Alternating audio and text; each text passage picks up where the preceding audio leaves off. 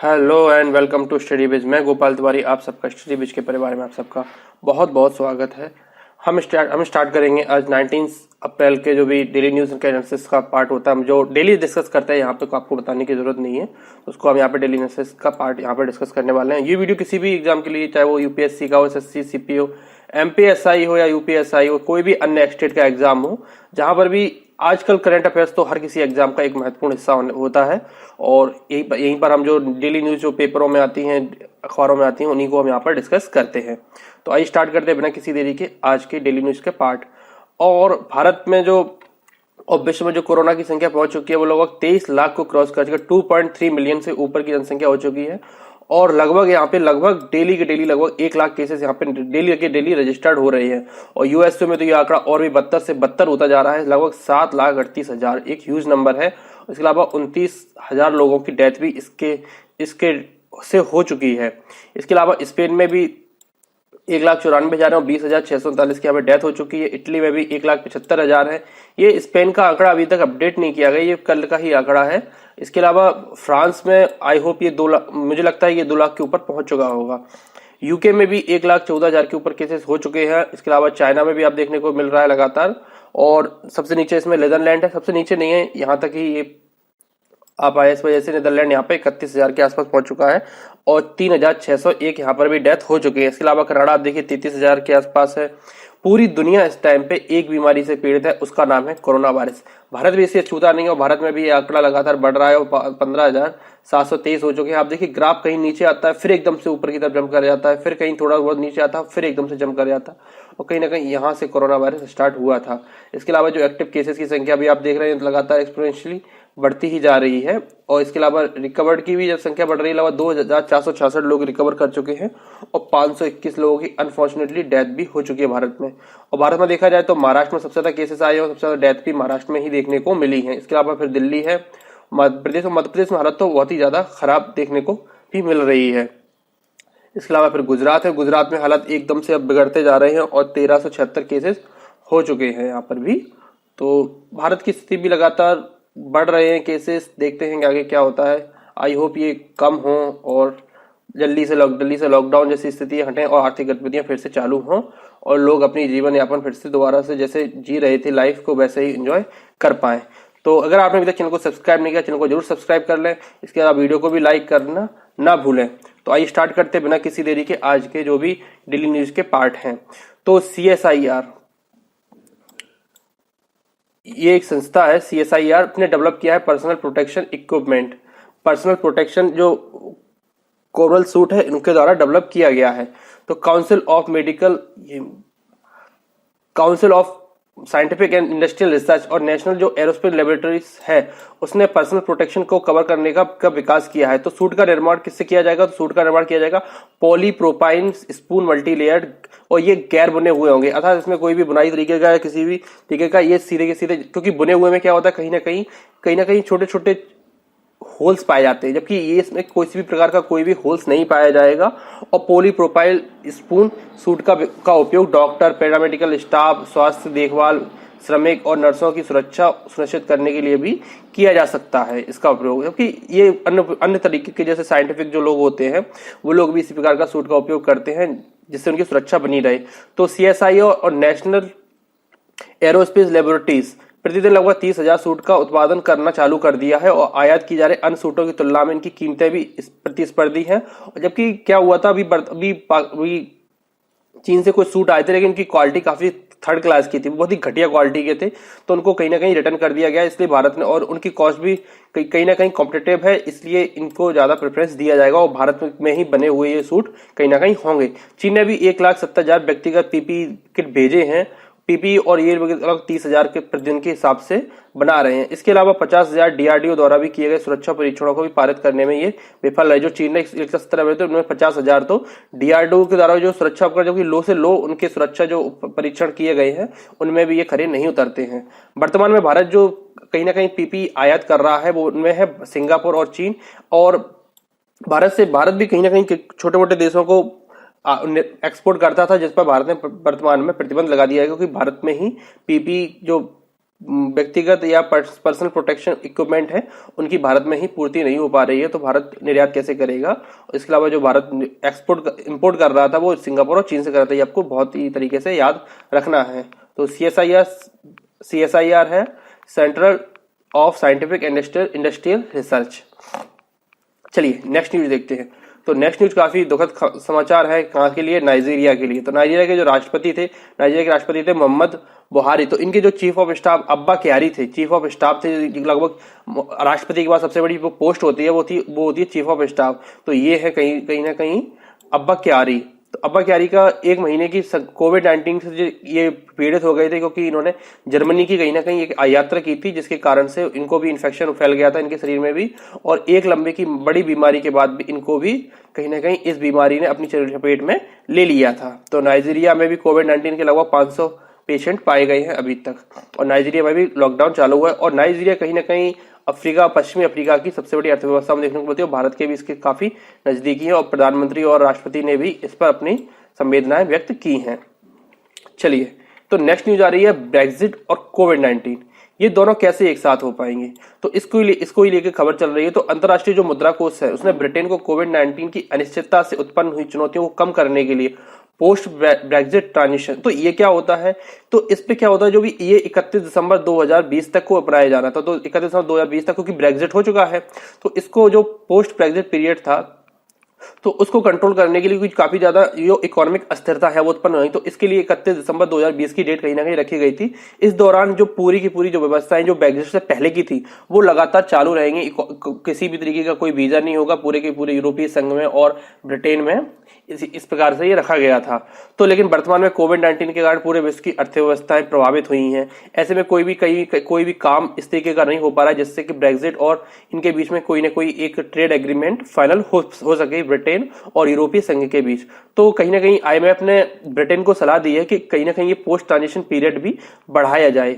और इसके अलावा IMF ने वैश्विक अर्थव्यवस्था पर वर्ष 1930 की जो मंदी आई थी, जिसको ग्लोबल डिप्रेशन भी कहीं ना कहीं बोला जाता है, जो 1930 की और 2008 की इनको ग्लोबल डिप्रेशन भी बोला जाता है, तो इसके बाद मंदी की सबसे तीव्र गिरावट की ओर बढ़ रही है। वर्तमान में ब्रिटेन विश्व की उन देशों में शामिल है जहां कोविड-19 के गंभीर प्रभाव भी देखने को मिले हैं, और यहाँ पर कोरोना के जो पीड़ितों की संख्या है वो लगभग 1,14,000 से ऊपर हो चुकी है, और लगभग 14,000 से ज्यादा के लोगों की डेथ भी हमें कहीं ना कहीं देखने को मिली है ब्रिटेन में।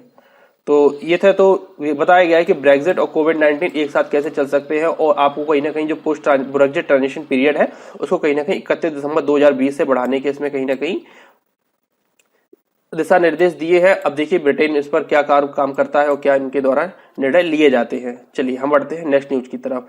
तो नेक्स्ट न्यूज आ रही है, तो गवर्नमेंट ऑफ इंडिया ने, भारत सरकार ने FDI पॉलिसीज में अमेंड किया है। तो अमेंड क्यों किया है, क्योंकि भारतीय कंपनियों में जो अवसरवादी निवेश क्या होता है, जैसे अभी हाल में कई कंपनियां अपने लोएस्ट पॉइंट पर देख रही है, क्योंकि उनकी जो मार्केट वैल्यू है लगातार गिर रही है, क्योंकि सेंसेक्स लगातार गिरता जा रहा है, तो इनकी जो वैल्यू है वो भी कहीं ना कहीं कम होते दिख रही है। तो इसी को देखते हुए कि अभी हाल ही में क्या किया है, जो चाइना का जो बैंक है उसने HDFC में 1% की हिस्सेदारी खरीद ली है, तो इसे कहीं ना कहीं अवसरवादी निवेश भी बोला जा रहा है। तो इसी को देखते हुए गवर्नमेंट ऑफ इंडिया ने कि अन्य कंपनियों पर ऐसी नौबत ना आए, अगर चाइना किसी न किसी कंपनी के अगर 10% भी शेयर खरीद लेता है तो कहीं ना कहीं, और कई सारी कंपनियों के खरीद लेता है, तो कहीं ना कहीं एक भारतीय कंपनी की जो सोवरेनिटी है वो उस पर काफी ज्यादा धक्का लगने की उम्मीद है। तो भारत ने अमेंड क्या किया है, तो भारत के द्वारा अमेंड किया गया है कि भारत के जो भी पड़ोसी देश है, भारत की जो बॉर्डर शेयर करते हैं, श्रीलंका हुआ, पाकिस्तान हुआ, बांग्लादेश हुआ, बांग्लादेश और पाकिस्तान के लिए पहले से ही नियम थे, लेकिन अब उनमें चाइना को भी शामिल और भारत के सारे पड़ोसी देशों को शामिल कर लिया गया है कि जो भी अवसरवादी निवेश करेगा, तो जो भी निवेश करना चाहता है भारत में जो भी निवेश करना चाहता है, इन भारत के जो पड़ोसी देश है, अन्य देशों के लिए अमेरिका हुआ, ब्रिटेन हुआ, फ्रांस हुआ, ये भारत में डायरेक्ट निवेश कर सकते हैं, इनको गवर्नमेंट की किसी भी परमिशन की लेने की जरूरत नहीं है। लेकिन अगर भारत के पड़ोसी देश अगर भारत में किसी भी तरीके का FDI करना चाहते हैं, FDI क्या होता है, भारत में जो भी FDI क्या होता है कि भारत में जब भी कोई लॉन्ग टर्म के लिए निवेश करता है, जैसे किसी बड़ी कंपनी में अगर वो उसकी टोटल पूंजी का 10% से ज्यादा का निवेश करता है तो उसे भारत की सरकार FDI मानती है। इसके अलावा एक होता है FPI, फॉरेन पोर्टफोलियो इन्वेस्टमेंट, ये शॉर्ट टर्म के लिए होता है। तो ये भी जो भी निर्णय लिए गए हैं, इसको फेमा के अंतर्गत भी फेमा ने सूचित भी करने का प्रभावी कदम कहीं ना कहीं उठाएगा। तो गवर्नमेंट ऑफ इंडिया ने चाइना को देखते हुए चाइना की जो अवसरवादी नीति, क्योंकि चाइना लगातार कई कई देशों में प्रसार करने की लगातार कोशिश कर रहा है। सॉरी, चलिए नेक्स्ट न्यूज की तरफ बढ़ते हैं। तो नेक्स्ट न्यूज है कि सीबीडीटी ने रिलीज कर दिया relief fund for to MSME. तो जो central board of direct taxes को सीबीडीटी बोल देते हैं शॉर्ट फॉर्म में। तो इसके द्वारा क्या निर्णय लिया गया है, इसके कारण क्या निर्णय लिए गए हम आपको बताते हैं। तो इसके अलावा 5,204 करोड़ के रुपए के जारी किए गए हैं। तो इससे लगभग 8.2 लाख छोटे जो व्यवसायी हैं जो एमएसएमई में काम करते हैं। एमएसएमई क्या होता है, micro medium and small enterprises को एमएसएमई बोला जाता है शॉर्ट फॉर्म में। इसका एक्रोनिम्स भी देखने को मिलता है। तो कोविड-19 संकट के कारण एमएसएमई सबसे ज्यादा प्रभावित हुए हैं। तो इनको संकटों से बाहर निकालने के लिए इस धनराशि की कहीं ना कहीं धनराशि जारी भी की गई है। और लॉकडाउन ने एमएसएमई क्षेत्र की नकदी प्रवाह को काफी ज्यादा प्रभावित किया है, क्योंकि जो एमएसएमई चलते हैं ये कहीं ना कहीं इनफॉर्मल सेक्टर से ज्यादातर आते हैं। और इनफॉर्मल सेक्टर का भारत सरकार के पास कोई रिकॉर्ड नहीं रहता। तो ये ज्यादातर कैसे चलते हैं, ज्यादातर धन पर बेस रहते हैं, कहीं ना कहीं मनी पर बेस रहते हैं। और कहीं ना कहीं भारत के आजकल बैंकों का भी कहीं ना कहीं कोविड-19 के चलते कहीं ना कहीं काम प्रभावित हुआ है। और कहीं ना कहीं एक मनी का जो फ्लो है वो भी देखने को कम लगा, क्योंकि मार्केट में ज्यादा कोई भी मनी इंपोज नहीं कर रहा है, क्योंकि लोन कोई ले नहीं रहा है। तो इसको देखते हुए आरबीआई ने अभी अपने काफी ज्यादा जो रूल्स है वो भी काफी ज्यादा लूज किए हैं। इसके अलावा एमएसएमई ने काफी फंड जारी किया है। तो डायरेक्ट टैक्सेस में जो भी छूट लगभग 8.2 लाख लोगों को जो भी डायरेक्ट टैक्सेस से रिलेटेड है उनको छूट देने का निर्णय कहीं ना कहीं एमएसएमई के द्वारा सीबीडीटी के द्वारा किया गया है। तो जो सेक्टर, अब इस सेक्टर में काफी ज्यादा कई श्रमिक अपने गृह नगर भी लौट चुके, क्योंकि काफी ज्यादा माइग्रेशन देखने को मिला है। अब भले ही एमएसएमई ने काम करना फिर से शुरू करने की अनुमति दी है, भारत सरकार ने एमएसएमई को काम करने की अनुमति दे दी है, लेकिन जो भी मजदूर अपने घर लौट चुके हैं, क्योंकि एमएसएमई ज्यादातर मजदूरों पर बेस है, तो जो मजदूर लेट चुके हैं उससे कहीं ना कहीं एमएसएमई सेक्टर को मजदूरों की कमी का सामना भी करना पड़ सकता है। और सीबीडीटी के पास वर्तमान में 1,74,000 के आसपास जो केसेस है वो पेंडिंग पड़े हुए हैं। और ये मामले कहीं ना कहीं करदाताओं की प्रतिक्रियाओं का भी इंतजार कर रहे हैं। और हम बढ़ते हैं अगली न्यूज की तरफ। तो national list of intangible culture heritage of India launch ने भारत सरकार ने कहीं ना कहीं जो अमूर्त सांस्कृतिक विरासत है उसकी राष्ट्रीय सूची जारी की है। तो सूची में लगभग 13 जो एलिमेंट्स हैं उनको शामिल किया गया, जो पहले मानवता की अमूर्त सांस्कृतिक विरासत की यूनेस्को प्रतिनिधि सूची में शामिल थे। मतलब क्या है इसका मतलब ये है कि जो यूनेस्को ने स्टार्टिंग में जो 13 लोगों को 13 जो अमूर्त कहीं ना कहीं साइट्स है, जैसे सांची के स्तूप हुए, नालंदा यूनिवर्सिटी हुई, और भीमबेटका की जो भीमबेटका की केव्स है वो, तो अहमदाबाद सिटी है। तो जो यूनेस्को की लिस्ट थी उनकी जो स्टार्टिंग की जो 13 एलिमेंट्स जो यूनेस्को ने शामिल किए थे उनको इसमें शामिल किया गया। इसको लिस्ट को लगातार बढ़ाया जाएगा। तो यह जो संस्कृति मंत्रालय है, इसका विजन जो 2024 का जो विजन है कि हमें भारत को कहीं ना कहीं एक टूरिस्ट हब भी बनाने की जो प्रक्रिया है उसको आगे बढ़ाने की लिए दिशा में एक कदम इसको माना जा सकता है। तो 2003 में जो आयोजित अमूर्त सांस्कृतिक विरासत की सुरक्षा के लिए यूनेस्को सम्मेलन के अनुसार सूची में 5 व्यापक श्रेणियां बनाई गई थी। तो वे कला, अनुष्ठान और उत्सव की घटनाएं, सामाजिक प्रथाएं, ज्ञान और प्रकृति और पारंपरिक शिल्प कौशल से संबंधित प्रथाओं का प्रदर्शन करना था।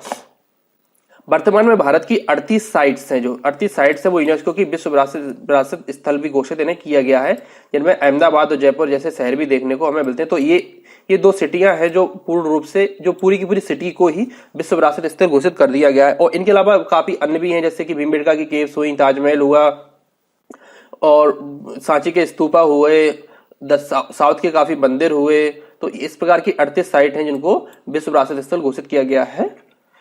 और अगली खबर है तो इलेक्ट्रिसिटी जो अमेंडमेंट बिल जारी कर दी का ड्राफ्ट तैयार कर लिया गया, जो 2020 में कहीं ना कहीं जो लोकसभा की और राज्यसभा के संसद में लाया जाएगा रिवाइज्ड ड्राफ्ट बिल। तो बिल में क्या है, तो यह बिजली के उत्पादन को नवीनकरण स्रोतों को बढ़ावा देने के लिए जारी किया जा रहा है, क्योंकि रिन्यूएबल एनर्जी की तरफ लगातार भारत अपने प्रयास बढ़ाता जा रहा है। 2022 तक कहीं ना कहीं 101.74 गीगाहर्ट्ज का उत्पादन भी भारत को करना की भारत का एक संकल्प है। इसके अलावा भारत विद्युत संवेदा प्रवर्धन प्राधिकरण भी बनाया जाएगा। इसके अलावा राष्ट्रीय अक्षय ऊर्जा नीति का भी भारत ने कहीं ना कहीं शुभारंभ किया है। बिजली के जो वितरण है उनको निर्धारित करने के लिए सीमा पार व्यापार को सार्वजनिक बनाने के लिए भुगतान सुरक्षा की आवश्यकता हो गई है। पावर टैरिफ को सब्सिडी के बिना निर्धारित किया जाएगा, इससे कहीं ना कहीं कीमतें हाई देखने को मिल सकती हैं। फ्रेंचाइजी और उप लाइसेंस का उपयोग करते हुए डिस्कॉम का निजीकरण भी किया जाना है। डिस्कॉम का निजीकरण करने के पीछे उद्देश्य है क्योंकि डिस्कॉम में लगातार कहीं ना कहीं लॉसेस देखने को मिल रहे हैं। बिजली के अपीली न्यायीकरण में सिविल अदालतों की तरफ समान शक्तियां होनी चाहिए, जिससे कि ये ऊपर की जो कोर्ट है जैसे सिविल अदालत है, तो उनको अब कहीं ना कहीं बिजली की जो अपीली न्यायाधिकरण होता है उसको भी सिविल अदालतों की तरह शक्तियां प्राप्त होनी, जिससे कहीं ना कहीं जल्दी से जल्दी केसों के निपटारे हो सके। और डिस्कॉम का जो निजीकरण का सुझाव दिया गया, इसके पीछे कहीं ना कहीं डिस्कॉम का जो सालाना 22,000 करोड़ का जो लॉसेस होता है, ये कहीं ना कहीं देखने को मिलता है। तो ये थे आज के डेली न्यूज एनालिसिस का पार्ट था। आई होप ये वीडियो आपको पसंद आया होगा। चैनल को सब्सक्राइब करें, दोस्तों के साथ शेयर करें। इसके अलावा चैनल को जरूर सब्सक्राइब करें, वीडियो को लाइक करें। मिलते हैं अगले वीडियोस में, तब तक के लिए धन्यवाद।